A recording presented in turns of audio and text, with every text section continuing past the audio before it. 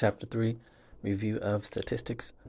Statistics is the science of using data to learn about the world around us. Statistical tools help us answer questions about unknown characteristics of distributions and populations of interest. For example, what is the mean of the distribution of earnings of recent college graduates? Do mean earnings differ for men and women, and if so, by how much? These questions relate to the distribution of earnings in the population of workers. One way to answer these questions would be to perform an exhaustive survey of the population of workers, measuring the earnings of each worker and thus finding the population distribution of earnings. In practice, however, such a comprehensive survey would be extremely expensive. Comprehensive surveys that do exist, also known as censuses, are often undertaken periodically. For example, every 10 years in India, the United States of America, and the United Kingdom. This is because the process of conducting a census is an extraordinary commitment, consisting of designing census forms, managing and conducting surveys, and compiling and analyzing data.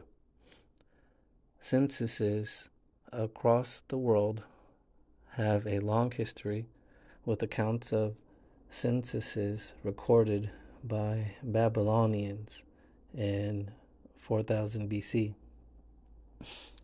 According to historians, censuses have been conducted as far back as ancient Rome.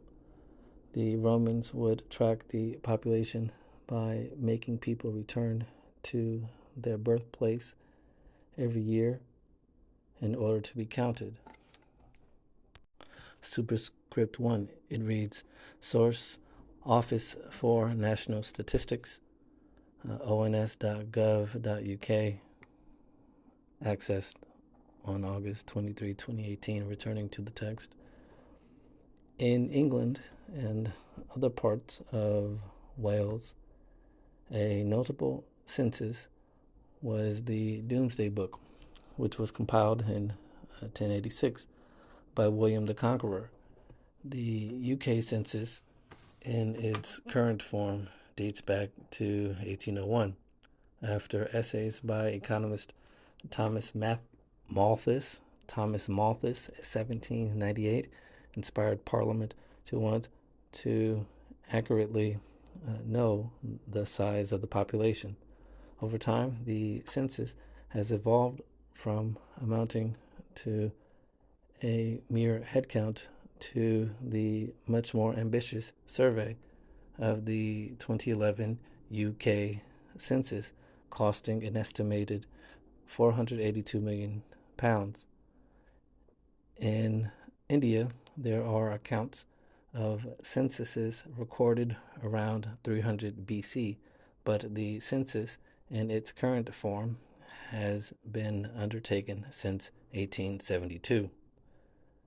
And every 10 years since 1881, in comparison to the UK census of 2021, the most recent censuses of India, also conducted in 2011, approximately cost a mere